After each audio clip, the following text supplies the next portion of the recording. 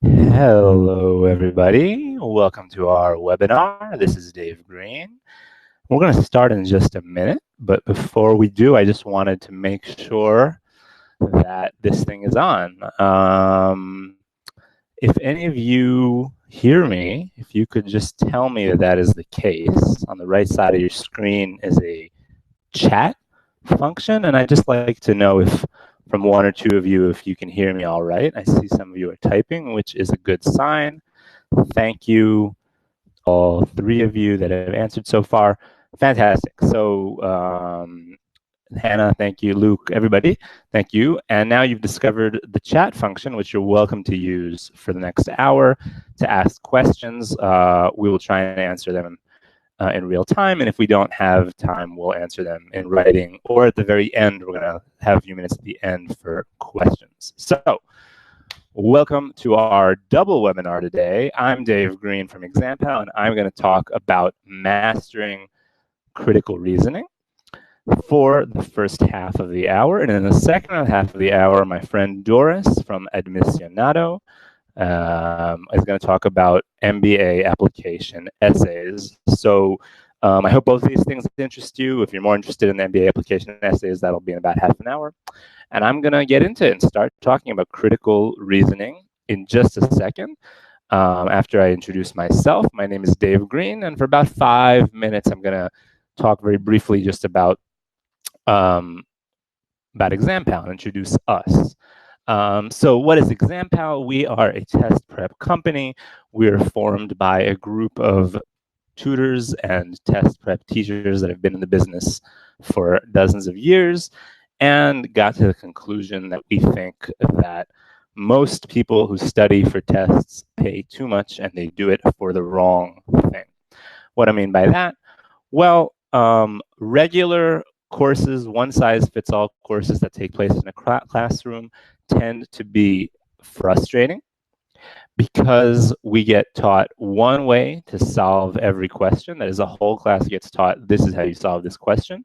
But in reality, on these tests, such as the GMAT, most questions have more than one way to solve. And it's not necessarily the case that the same way is going to be the most efficient for me and for you. And just doing a one-size-fits-all often misses that. Another thing that has to do, again, with the issue of a lot of people studying together is that you'll be, by definition, you'll be studying a lot of time things that are either too easy for you because they're geared towards people who are below your level, or too hard for you and will just be frustrating, and not studying things that are exactly at your level at that moment. These courses tend oftentimes to be ineffective because they go through sometimes overly long and detailed ways to solve questions, which are correct, of course, but in reality, we need to solve questions in the most effective way. And this is already something we're going to talk about in the next half hour in critical reasoning specifically. And that's what these tests, that the GMAT is really testing, your ability to react to what the test is throwing at you and to adapt and solve it, not necessarily in the most straightforward, obvious way, but in the fastest way. And finally, for these reasons, these courses tend to be inefficient, whereas examPAL, what we do is using technology and the fact that our course is 100% online, we study the way you think. We use artificial intelligence to track the tools that you use when you're solving questions, when you get them right, and even more importantly, when you get them wrong. And we combine that with the data we collect from the many thousands of students we have from all over the world to reach a conclusion on what is the most efficient way for each question for you personally to solve, which we then recommend to you. And if we see that you're weak with some tool, we give you questions that work on that specific skill. And this is all based on our insight that the test is really not about knowledge and it's not about intelligence. It's about what we call cognitive flexibility, which is your ability to quickly adapt to whatever the test is throwing at you. This question I'm going to solve in a very straightforward way. This question I'm going to solve in a more logical way. And I'm going to talk in just a minute about these different answer strategies that I'm referring to somewhat vaguely now. So I don't want to waste much more time talking about examPAL, although there is a lot to say. We've won lots of awards. We have high scores from our students. And I will just say, just for 1 second, we're the only course out there that I know of that offers a success guarantee. If you've already done a GMAT, then we guarantee a 70-point improvement. So you can go take us up on that. I will just say that we have, as a token of our appreciation for you guys for being here, we're offering a special discount for the next 48 hours of 25% of all of our courses. So if you want to take us up on that, just go to examPAL.com and use this coupon code DSCR25 off. All right then. So now without further ado, let's start talking about critical reasoning. And before I really start talking too much, I want to ask you guys, assuming that some of you are here because you want to hear about critical reasoning, what is it that makes critical reasoning hard, in your opinion? So just, if you want to tell me in the chat, kind of what you think makes it hard, or what you personally find it to be hard. There's no really right or wrong answer here, but I'm curious what you guys think of when you think of critical reasoning. So I'll just give you a second. I see that some of you are typing. Hannah says, the mountain of complex words in the passage. Yes, so one thing is that sometimes critical reasoning can be with a rather high level of vocabulary. And again, speed is very important. So we have to read quickly, and we can't spend time really stopping over every word. Giotsana, I'm sorry if I'm not saying that correctly, says sometimes it's difficult to find the assumption. Very big deal in critical reasoning is the issue of stuff that isn't stated explicitly that we have to infer, which also Sagar is talking about inference. Amartya is also talking about inference. Beretta, too much to read, absolutely, and to do, which is even harder than reading because it's stuff that's there. Time management.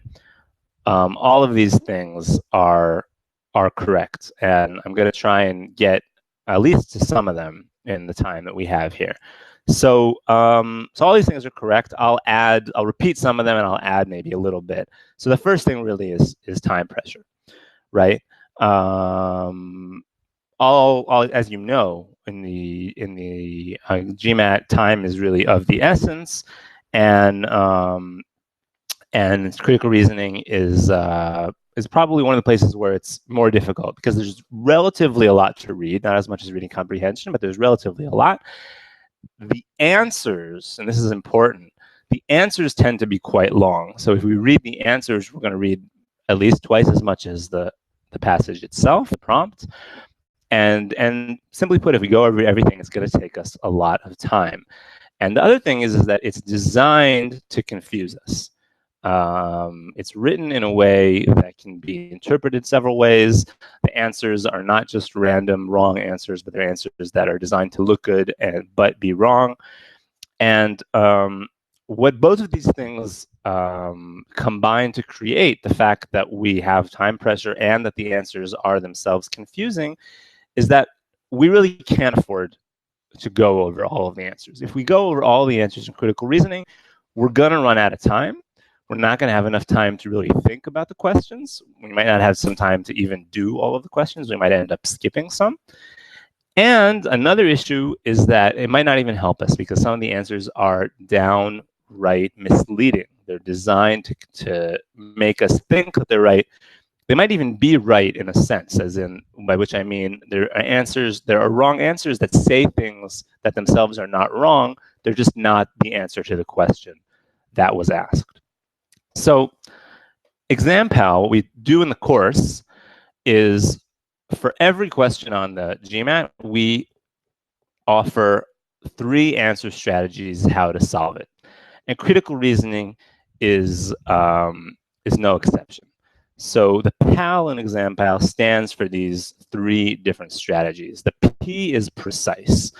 And what that means is using just what the question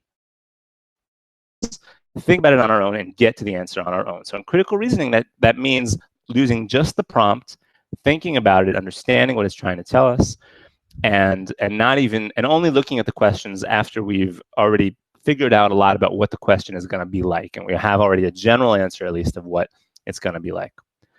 The second most useful tool in critical reasoning, or the other useful tool, I should say, is the L in PAL. It's logical, which in general, by which we mean using outside logic, using logic of things that don't appear inside the question, but just rules of logic that we know. And in critical reasoning, this is often quantitative logic, by which I mean business logic, logic of profit and loss. When quantity goes up, price goes down, stuff like that, because a lot of questions are, or there are some questions that are talking about business logic. And then we can also figure out what the answer is like before we even look at the answers once again. And finally, there's the alternative way of solving, which on critical reasoning means using the answers, means reading the answers one by one and eliminating the ones that are wrong, that don't make sense. And I mentioned this one last because I think for many of us it's the most natural. We tend to do this, but actually, for reasons I already discussed, it's not the most useful. It should be our last resort, because if we do it all the time, we're going to A, waste time, and B, be confused. So this has all been kind of general, abstract, and now I want to give you guys some illustrations of what using these tools looks like in effect. So the first key we're going to talk about is called breaking it down.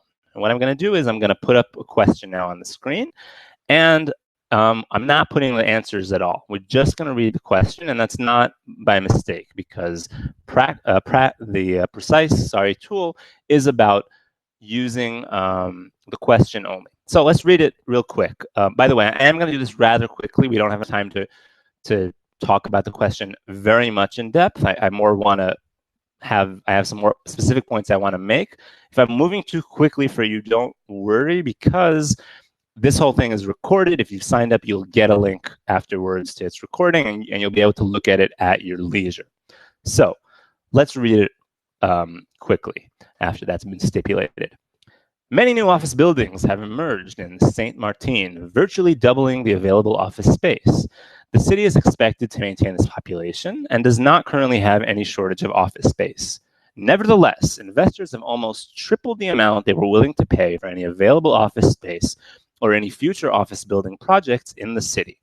Which of the following, if true, most justifies the investors' willingness to pay more for office space in Saint Martin? So what I want to talk about is not so much what the answer is, but how we should even be thinking about reaching the answer. Okay? This is really a question in which is obviously asking us about business, right? So we can use the business logic that I was just talking about. And how do we do that? Well, let's try and break down logically the structure of the argument here. Okay? So at first, we're told in the first sentence that there are going to be new office buildings, which lead us to double the office space. And then the next sentence is telling us that the population is remaining the same, and that currently, now there's enough office space. Okay?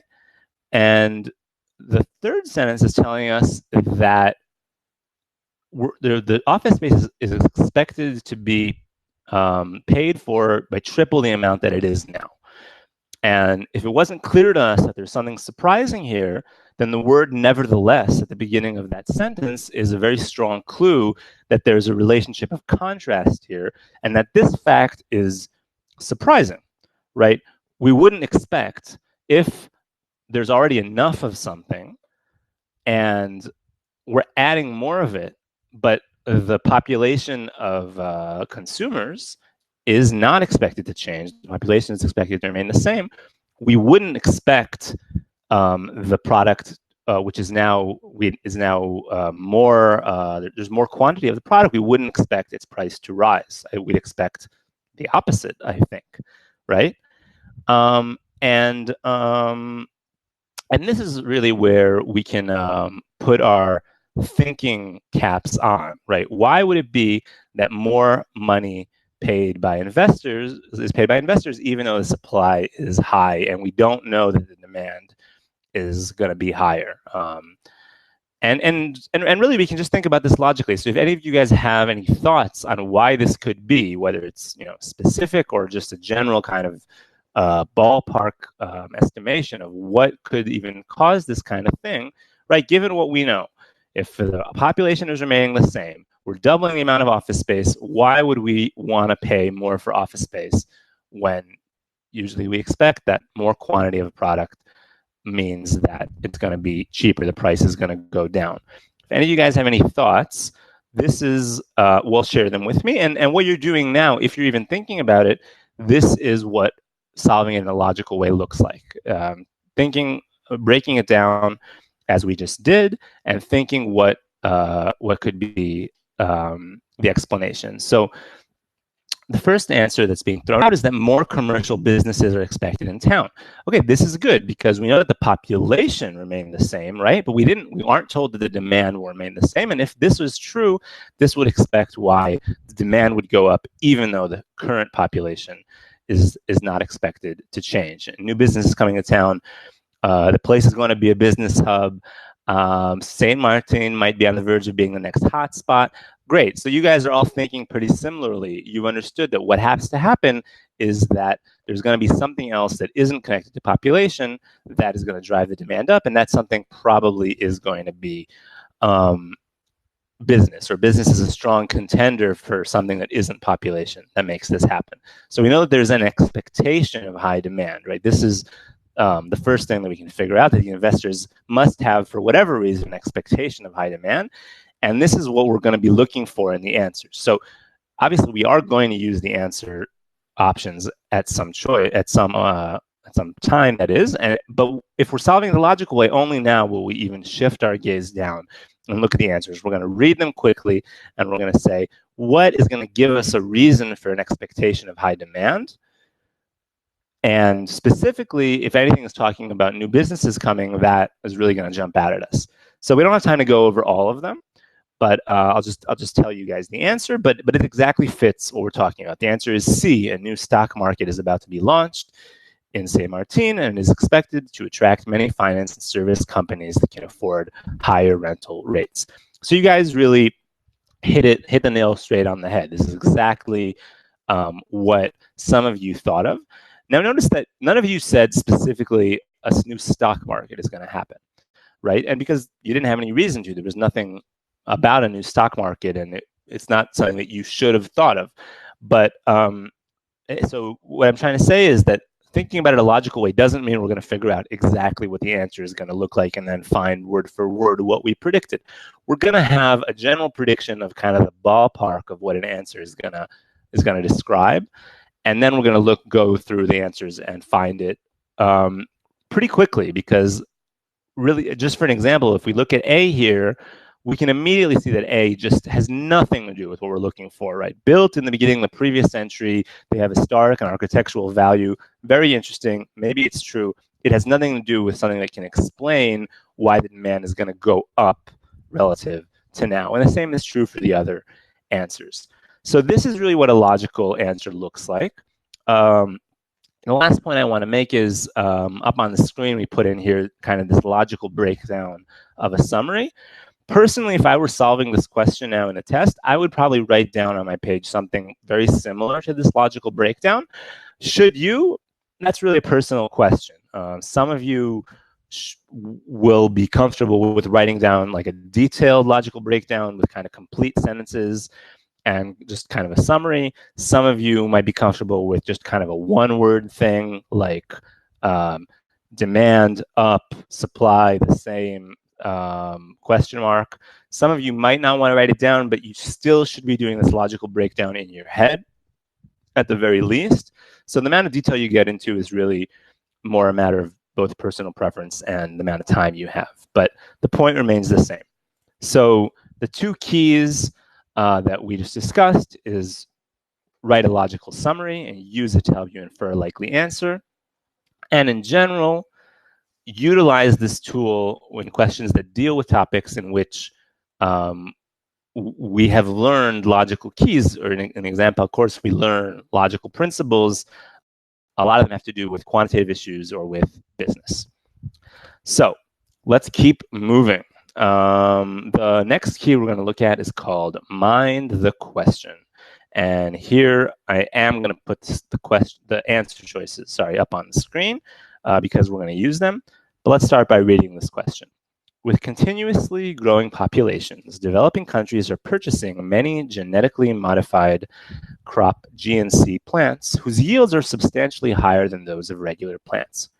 However, GNC opponents claim that since the consequences of such vast use are not clear yet, these countries' governments must avoid the use of GNC plants at this time. Which of the following, if true, most weakens the claims of the GNC opponents? Now, there's more than one way to solve this question, as is often the case.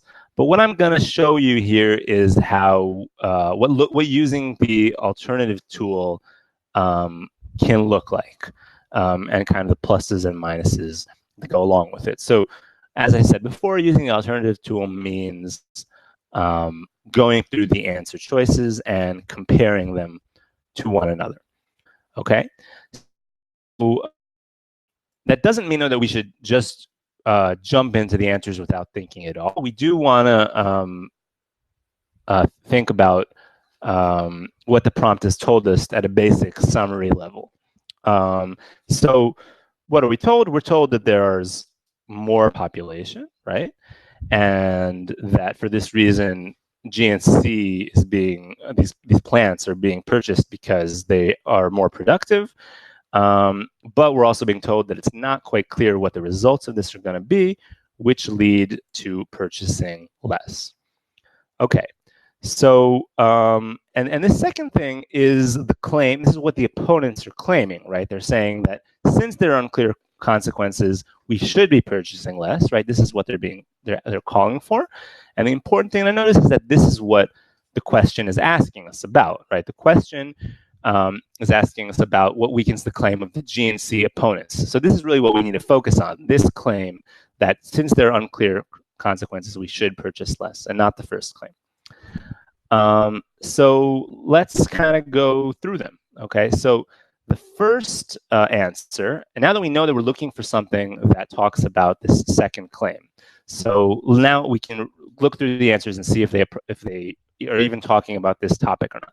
The first answer, the GNC plants are highly durable in drought and arid conditions, which are most common in developing countries. So this is really talking about the ways in which GNC is productive. It might seem to weaken because it's like telling us something good about GNC, but it's really basically repeating what we already know from the first one, and it's not what their opposition is based on, right? Their opposition is based on the consequences and the fact that they're unclear, and they're not casting into doubt the fact that the GNC plants themselves are durable or anything like that. So this is not really relevant to the second claim.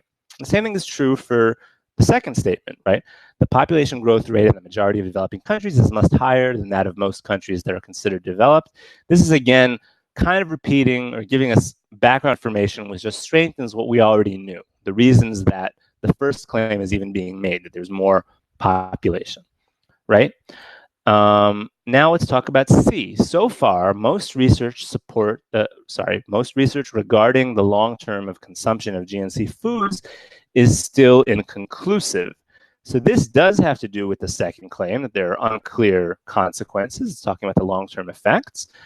But being inconclusive definitely doesn't weaken the claim of GNC opponents that are saying it's unclear. It actually strengthens it, right? It might seem to be neutral, but if you read what the claim is, it actually strengthens it, because they're not saying that GNC is definitely an unmitigated disaster. They're saying it's unclear, and thus we should be wary and be better safe than sorry. And this is definitely strengthening that claim that it's unclear, which is another important point to note, right? We don't, for something to weaken the claim, it doesn't have to be, or to strengthen the claim, it doesn't have to be conclusive and tilt the pendulum all the way in one direction. It just has to, relative to the claim that is being made, to tilt the pendulum at least a little bit. So if the claim is, listen, we don't know what's going to happen, then something that tells us that we don't know what's going to happen strengthens it. Whereas if they had made a stronger claim, if they had said, this is definitely going to be a disaster, then this exact sentence would be one that weakens it. But it's relative to what they actually claimed. Let's go on and read D. Governments and authorities act in light of the precautionary principle when considering issues of public health. So this again is strengthening or the claim in some way, or it can be seen as describing the logic by which the GNC opponents are basing their claim. Right? They're saying we should be better safe than sorry, and this is talking about the precautionary principle, which is better safe than sorry. It is. We did call it here irrelevant though, because just telling us that they do act in light of this principle, that doesn't really tell us that they should act in light of this principle. And in that sense, it's not really relevant to the claim of what they should or shouldn't be doing. But anyway, it definitely doesn't weaken it. Now, if we've gotten this far, we've already eliminated 4, and we already know the answer. So we can just mark E and move on. We don't even really have to check it, but we will just to be sure. So E is saying the immediate consequence of hunger resulting from an insufficient food supply in developing countries are far more severe compared to potential future health hazards. So this is really going to the heart of their claim.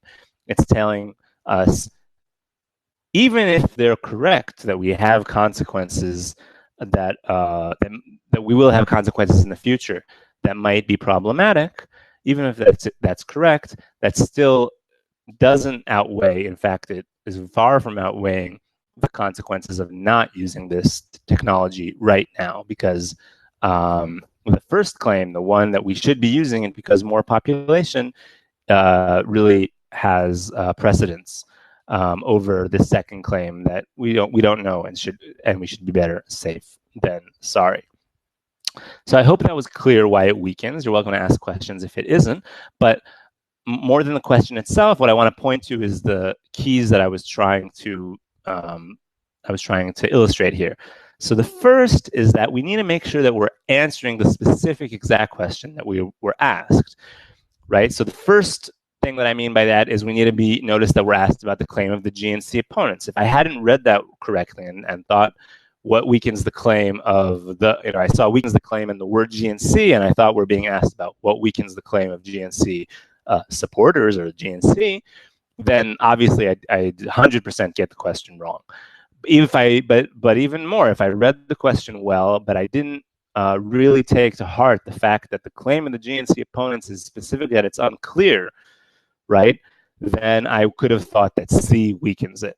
But but specifically what they said, since what they said is that it's unclear, then C doesn't weaken it. The point being, we really have to be very sharp on specifically what we're being asked. And the last thing, which is an important point, which I'm running out of time, so I'll make quickly, is that there's a few prominent incorrect answer types that we should pay attention to. The first one is what we call opposite, is that we're being asked to strengthen, and it's going to be one that does the opposite, that weakens it. And oftentimes it can be one that's like entirely correct, but it just has like the word no or a negative word inside it, or if it had the word no, it would be correct. Here, an example was statement C, which had it been the opposite, if it had said that the most research told us that the long-term effects of GNC foods tells us that it's really, really good, then it would be something that indeed weakens the claim of the GNC opponents. But it didn't tell us that. It told us the opposite. There are answer types that are partial, that they do tell us something that's in the direction. It does have to do, it is relevant, but it's only answering part of what we're being asked about, right? An example would be where we need to strengthen it, and it'll tell us something about the evidence underlying the claim, something that strengthens the evidence underlying the claim, but it won't tell us that all of the evidence is what we thought. It'll tell us that a specific part is relevant or is what we thought, or something like that. And the third is kind of the opposite of something that's partial. It's something that's much wider than what we want. It's out of scope and it's irrelevant. which example for that, we saw 2 questions ago, I guess, with ones that are just giving us information that is just way too general, right, about the historical value, say, of the buildings, and not anything about the specific question we're being asked about. So that's it. I talked about 4 critical reasoning keys, breaking down logically the question that we're being asked, looking for logical principles that we already know and that we will learn in the course, paying close attention to the questions. This is probably the most important one. You would be surprised how often people just answer the wrong question.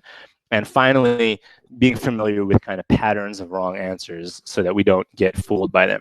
Now, if you guys have any questions about anything I said, you're welcome to ask now in the chat.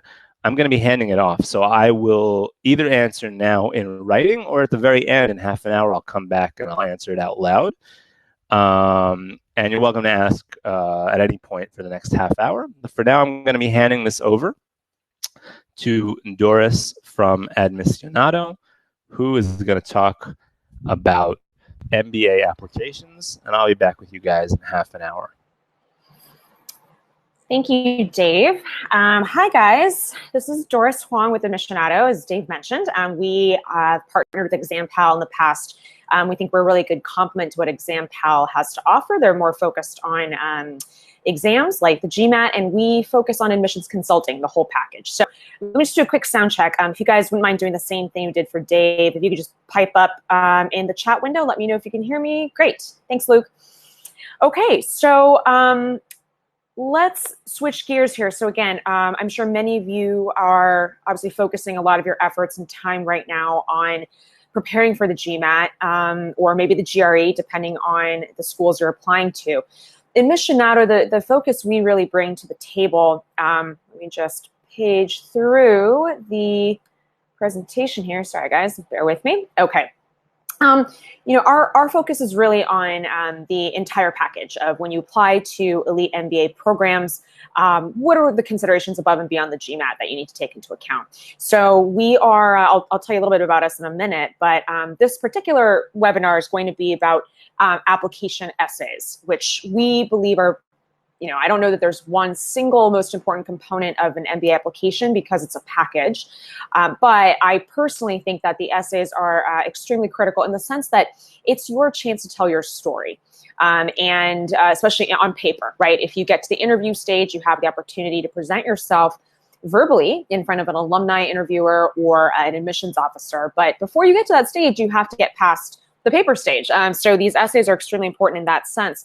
Plus, they're one of the few components that are completely within your control. The GMAT, you know, you can't control what exam questions are thrown at you on the day that you sit the exam. Your letters of recommendation, you can't dictate necessarily what your recommenders are going to say about you. But the essays are really 100% within your control. So we think for that reason alone, you should really put a lot of emphasis on preparing for these and taking your time. A quick intro about myself, just so you know who I am. Again, my name is Doris, and I did my undergraduate education at Harvard. I have a master's degree from Oxford, and then I also, several years after that, I got an MBA from Wharton. In between, I had a brief stint in management consulting at Oliver Wyman. I was working in the London office, so focusing on European clients, mostly in retail. And then after I got my MBA, I went back to retail, premium retail, and worked at Godiva, the chocolate company, which some of you may be familiar with. It's a Belgian company based in the United States. And I had a variety of corporate roles at Godiva in corporate finance, product marketing, and corporate strategy. So it was a really cool exposure to many different branches of a large consumer goods brand that has a long history behind it. I left Godiva almost 3.5 years ago now to start my own company. So I am a couple months out from opening a new hospitality venture. It's a food hall, which I know many of you are calling in from different countries. Food halls, I think, are have a long history in Asia and Europe. They're an emerging real estate trend now in the United States. And so I'm based in New York City. We're opening a food hall called the Deco Food and Drink with a 1920s Art Deco theme this fall. So I hope if you guys are in Manhattan, you'll look us up and come visit. And my role at Admissionado, I want to take this time to mention briefly that my profile is typical of Admissionado consultants. So virtually all of us do this part-time. And you might say, well, wait a second, if this isn't your full-time job, why should we hire you? And our philosophy is very much that, in fact, the fact that we don't do this full-time is our greatest asset, because it allows us to come at your application and your candidacy from a real-world perspective. We're not full-time admissions consultants who that's the only thing we do. Instead, we all have our own businesses, or many of us are, business consultants or freelancers. And so it allows us to be interacting out there in the world with alumni, with employers. And so we think we really are able to bring a more sort of pragmatic approach and in like a bird's eye view to your application. We all have degrees from top business schools around the world, so we of course have that background. But again, we think that our perspective is unique. And briefly again about Admissionado, there's some information about our company. We do all applications consulting for MBAs and also for college. If you know anyone in high school who's applying to college, we also have consulting services there. And we've been doing this for over a decade now. So we have quite a bit of experience helping applicants from all over the world, the US and abroad as well, applying to all the top programs, mostly in Europe and North America, the United States, although sometimes we get applicants who are applying to programs in Asia, for example. And, there's a URL there that'll lead you to a page where you can get a free consultation with one of our senior consultants, someone like myself, that is completely free of charge. You'll have a phone conversation or Skype conversation about your background specifically. So it's an extremely valuable tool. Even if you don't end up working with us, you get an understanding of how we look at your application. And we always are trying to see things from the point of view of an admissions officer. That is our point of departure always. And that's going to be, in many ways, how we're going to frame this conversation today. There's also our email address. So if you want to jot that down, you are welcome, very welcome to reach out to us. Okay, so I'm going to shift gears into the meat and bones of this presentation. Again, as I mentioned, we are all about pragmatism. So there's many people out there who will tell you all sorts of abstract theories about what makes you the best candidate for a top MBA program, how you should approach your applications. We think practical tools are the most useful. And for many of you who are either applying this coming cycle in round 1, which is very soon, so I'm guessing many of you perhaps are applying in round 2, maybe round 3, or you're thinking about applying next year, the most useful thing to you guys is going to be to have actual tools and frameworks that you can apply to your application. So that's what we're aiming to do today and always. Today specifically, with regards to focusing on the application essays, we've come up with what we call the 6-pointed star. It's a six-pointed model, if you will. There's 6 bullet points, 6 principles or ideas that we want to drive home for you guys. And we came up with a mnemonic device, which is a little bit outlandish, but hopefully it's so outlandish that it'll help you remember these 6 points. So Liberace made impossibly opulent toy pianos. And it doesn't make any sense. We will dive into this and I'll explain exactly how we came up with this particular mnemonic device.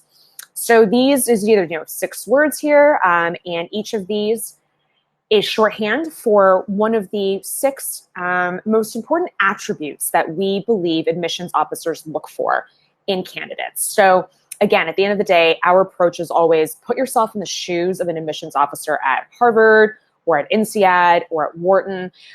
Your job is to assemble the best class of incoming MBA students that you can.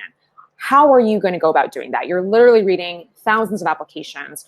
You have to have a filter. You have to have an approach. And this mnemonic is our version of that approach. So we'll break it down for you into a little more detail. We'll go into each of these 6 principles. But again, as you guys are listening to this presentation, I want you to be thinking, and we call them the AdCom, admissions committees, right? What is their job?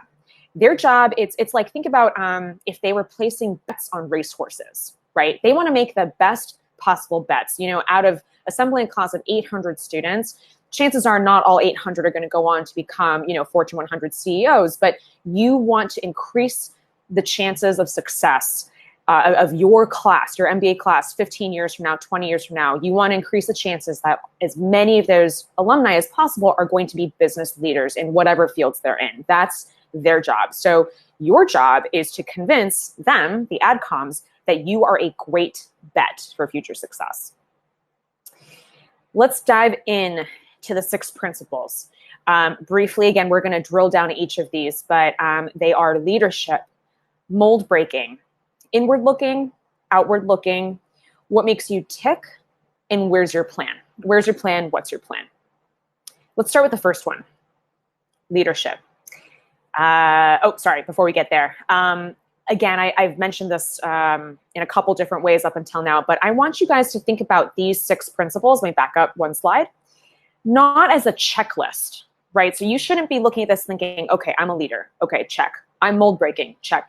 That's not the way we want you to use this framework. Instead, I want you to think about this framework as almost like Snapchat filters, right? Or if you use Instagram or some other, mobile phone app that allows you to take a photograph and alter it, to see that same photograph. The underlying image doesn't change, but the lens or the filter that you apply on top of that image, that's the analogy that we want you guys to have in mind with these 6 principles.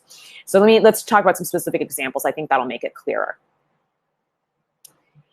First one, leadership. You're going to hear this over and over again. Business schools are looking for leaders. So what does that actually mean in terms of, again, if you're an admissions committee member, how are you approaching this particular part of your job? So your CV or your resume, of course, will in many ways highlight your leadership accomplishments. However, in your essays, right, this is where you can elaborate on those bullet points in your CV. You can give us more color, more detail. You can tell a story, a narrative that simply cannot be communicated in a CV or resume format. These are some of the questions that we want you to ask yourself. And this is the filter, right? This is the Snapchat filter, that you're applying to your photograph is your experiences, right? As you sit down to write these essays, one of the first things we do with our clients is we come up with what we call your greatest hits. Imagine you're a recording artist, you're a musician, and you have, a compilation of your greatest hit songs. That's the same idea that we apply to your stories, your work stories from your college days, from your personal life. That's the underlying photograph. Now, leadership is the first filter we put on top of that. So we look through the lens of leadership. We say, okay, let's look at these underlying stories. Ask yourself these questions. When you were in a tricky situation, and again, most of these are work professional stories because we're applying to business school. This is not college. What was challenging about the situation that you had? Was it the size of the team that you had to manage? If you were a former military officer, were you commanding a battalion of 200 soldiers? Okay, that's clearly a leadership challenge that has to do with size, right? Or was it the case that you were working with very tricky personalities, maybe big egos, maybe very senior business leaders, and you had to exercise all your soft skills in leading those people to do what you need them to do?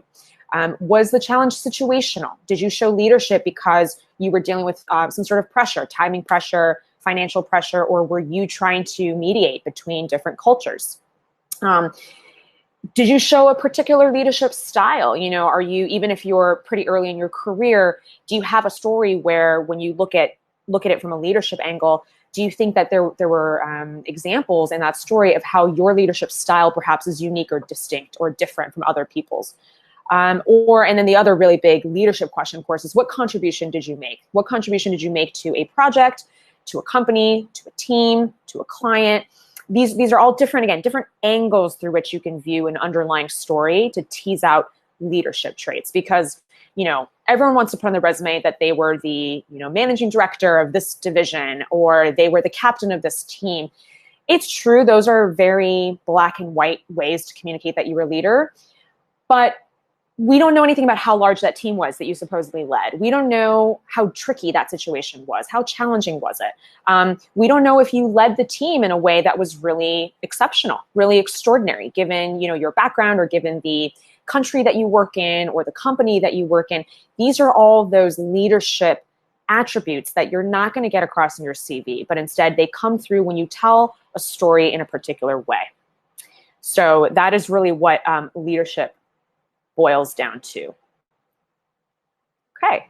And by the way, guys, I'll just say right now, if you have any questions, as Dave said, you can utilize the chat window. I know many of you are asking questions right now. I think going back to what Dave was speaking about his part of the presentation, I'm going to try to keep an eye on that as I speak. And if I can weave in the answer, I will. Otherwise, I'll try to address the questions you guys have at the end of the presentation. Okay, so moving on to the second principle. I hope this is all making sense to you. Again, I think about each of these as a filter. The underlying stories may not change. You might be telling the same story from different angles, or maybe in one, in one short answer where you're being asked about leadership traits, you're telling the story with a certain focus. And then in a different short answer or long answer format, you might be asked about unconventional thinking or innovative thinking. Maybe you're telling the same story, a different part of the same story, or the exact same story, but from a different angle, highlighting different aspects of that story. Or it's a way to, if you say, okay, I look at my leadership filter and it really doesn't reveal anything about this particular story, then it's a signal to you that you need to pick a different anecdote to highlight that trait. Great. I'm seeing the questions in the chat window, guys. Thank you. Keep those coming, and I will address those the best I can. I'm going to keep moving forward right now, but I have my eye on the chat window. Okay, so second filter or second principle is mold breaking. There's a number of ways you can phrase this. Again, unconventional thinking, out of the box thinking, creativity, innovative thinking. These are all synonyms for the same idea, which is, show us how you think different, to use the words of Steve Jobs. Are you willing to challenge traditional thinking? Are you willing to challenge perhaps established thinking in the leadership of your company or your organization? Have you changed people's minds? Have you brought a new way of looking at a problem to your team? Sometimes even this last bullet point I think is very interesting. Sometimes choosing an old or conventional way of doing things over a new way of doing things is actually a better outcome, leads to a better outcome at the end of the day. So again, this is all about how do you think different? What is the fresh perspective that you bring to the table? This is something that's extremely important, I think, especially in today's economy, which is about ideas, more sometimes than about products or services. It's about what are the ideas that you're bringing to the table. So I think this one's pretty straightforward. I'm going to move on. The next two are inward looking and outward looking. So it might seem a little bit funny or ironic that we're highlighting both inward and outward looking, but we believe that both of these traits are extremely valued by admissions committees. We'll start with inward looking. Inward looking to us means reflecting. Are you somebody who has shown the ability and the capacity to introspect, to look inwards at yourself, at your thoughts, at your behaviors? Do you seek out ways to improve yourself and what kind of leader you are? So questions that you can ask yourself with this filter are, for example, and many of these, by the way, many applicants get uncomfortable with this one because it seems that you're exposing weaknesses or vulnerabilities about yourself. If you read these bullet points here, self-doubt, being humbled, right? Failing. Many candidates are very afraid to talk about failure stories, even when a school asks outright for you to talk about a failure. You shouldn't shy away from that, because these are all somebody who asks themselves hard questions and looks inward at failures, at weaknesses, at areas of development. That's not a negative thing from the point of view of a top MBA program. In fact, if anything, that humility and that ability to self-analyze and self-evaluate is an extremely important characteristic of a leader, of a young developing leader. You need the ability to take on feedback, the ability to also look at yourself in the mirror and really face the truth. These are qualities that admissions committees care very much about. And many of the ways in which the essays address these qualities is through looking at experiences that perhaps were quote unquote negative, right? They're not a huge resounding success. It's not, the best thing you've ever done, your biggest accomplishment. But if you can demonstrate your ability to look inwards at what didn't go your way or at a mistake that you made, and you can demonstrate that you learned from it, that's really the way that you kind of put a positive spin on these types of questions. What did you learn? How did you learn it? And sometimes the harder the fall that you took and the more that you rose afterwards, when you got back up on your feet, you dusted yourself up, that's a much more compelling story than someone who says to me, oh, I once sent out a presentation with a typo in it.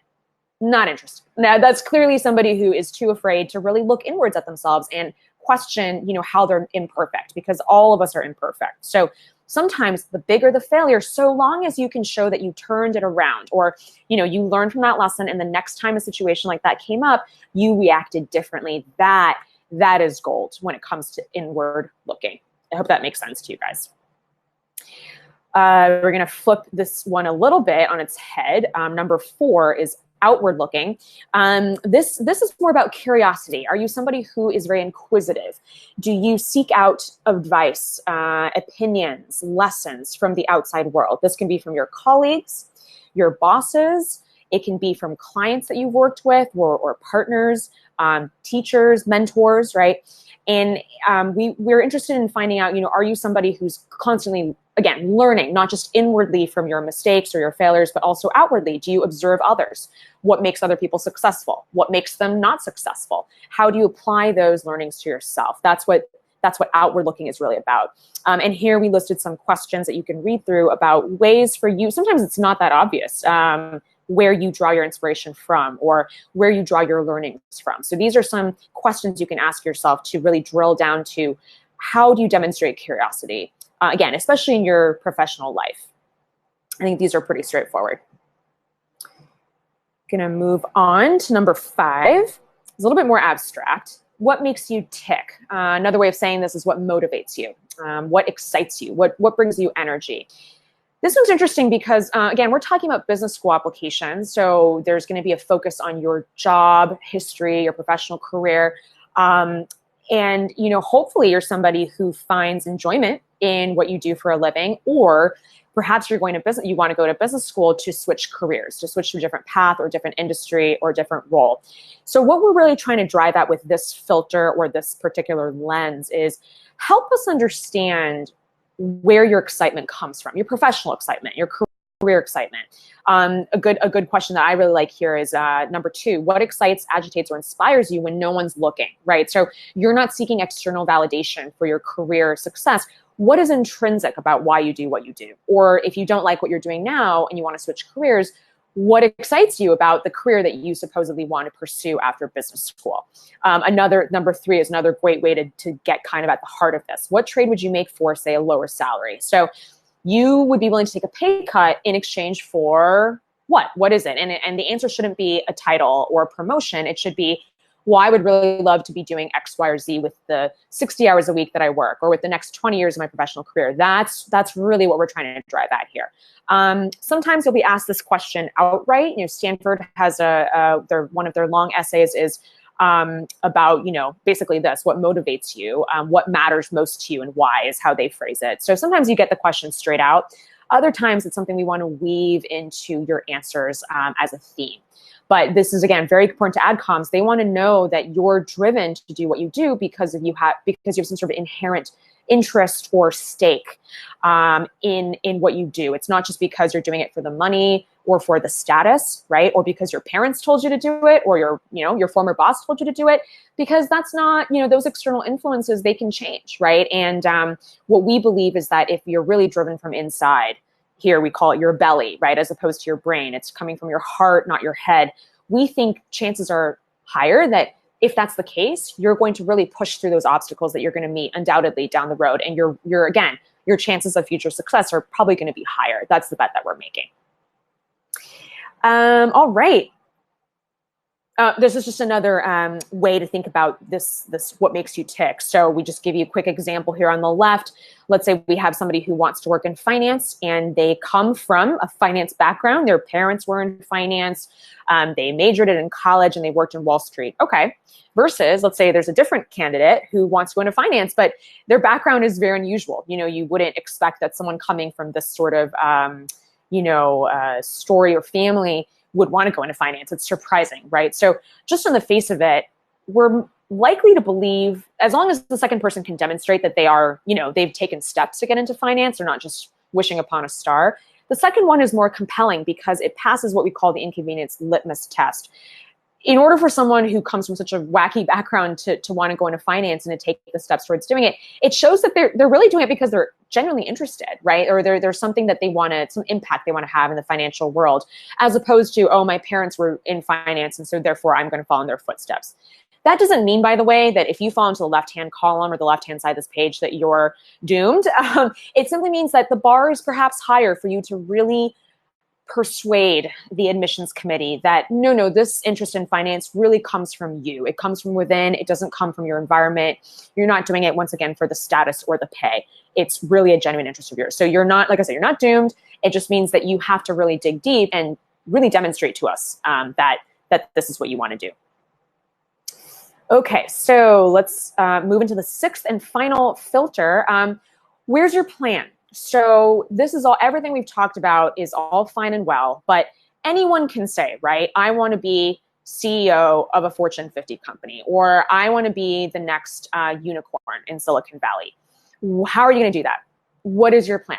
And you may not know all the answers, of course, especially if it's something that you've never done before, if you're still early in your career, of course, you're not going to know what all the steps are, right? And also you don't have a crystal ball.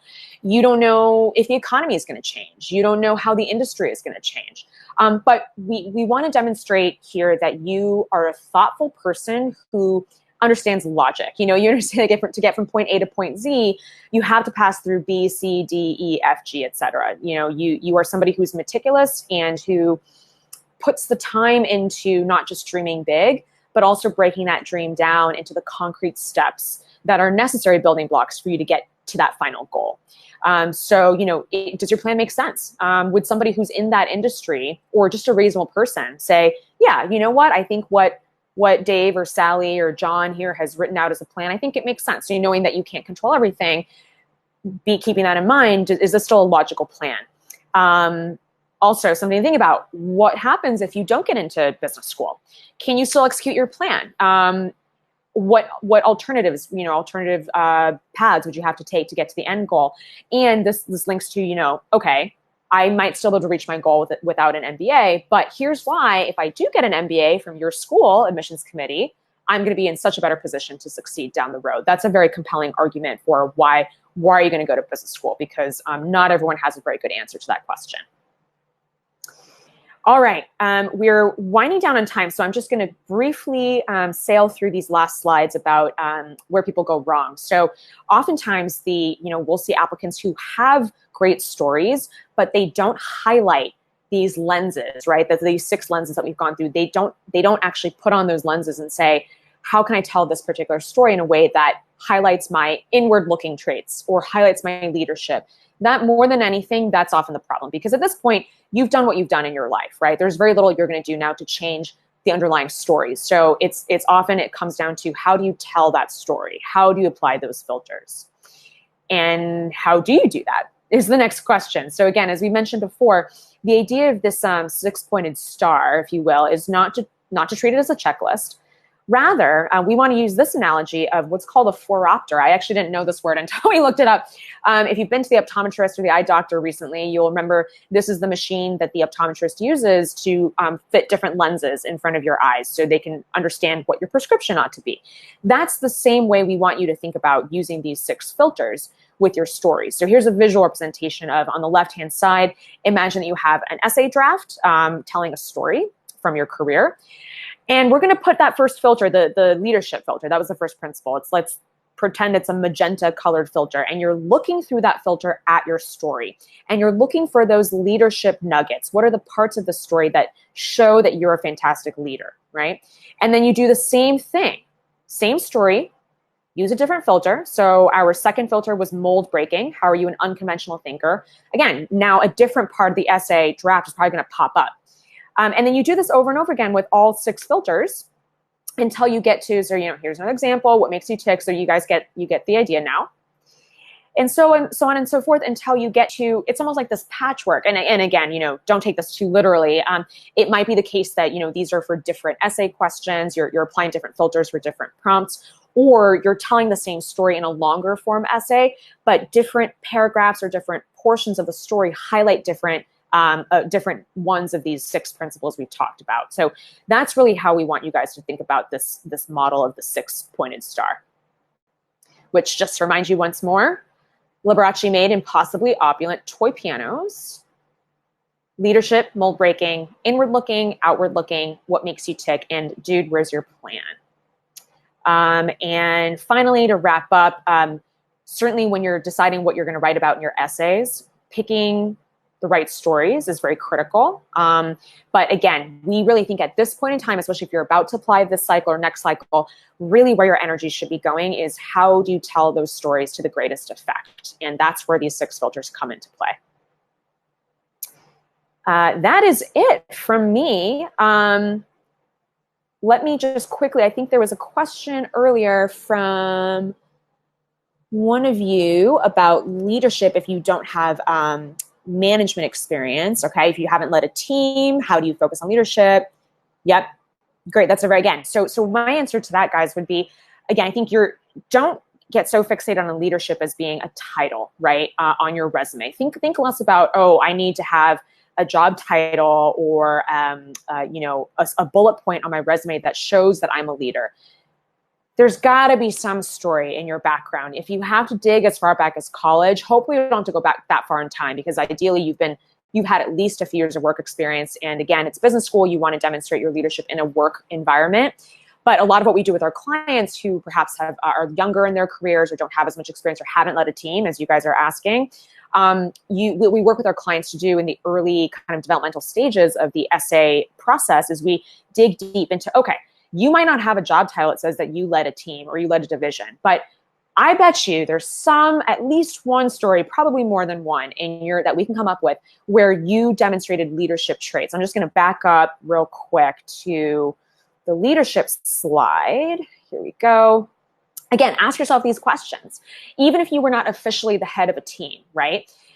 Were you managing a situation, again, where there were crazy deadlines or there was a big budget issue on the line, or you had to manage a cross-cultural relationship, or you were part of a very large team. So maybe, again, you weren't in name the leader of that team, but perhaps you kind of took the initiative to spearhead a particular work stream or a particular deliverable within that larger team. And maybe it was really complicated to manage that process, vis-a-vis the larger group. How did you contribute to a process? Maybe it was, again, a much bigger process than just you yourself or the people who reported to you, but you can demonstrate leadership even if you are not technically the leader of the team. And so it's about the behaviors that you exhibited in those situations. That's what these bullet points on this slide are hopefully helping you tease out. And again, in the phoropter, that's the optometrist tool, right? Put on those lenses of leadership. How did I behave like a leader, even if I wasn't on paper the leader of a team? In fact, those stories are often more compelling than a story of somebody who, again, they have the job title, but they don't actually demonstrate leadership traits, or they did in real life, but they don't know how to tell that story in a way that makes those leadership qualities really stand out. So I hope that gives you guys a bit of an answer. Again, it's all about how we look at your candidacy. It's all about that lens and that filter. And again, I see we're 2 minutes over. So Dave, I don't know if you want to pop back on to the audio and wrap things up, and maybe I'll address, I see a couple more questions down here. Maybe I'll just type answers to those real quick. Do you want to wrap things up, Dave?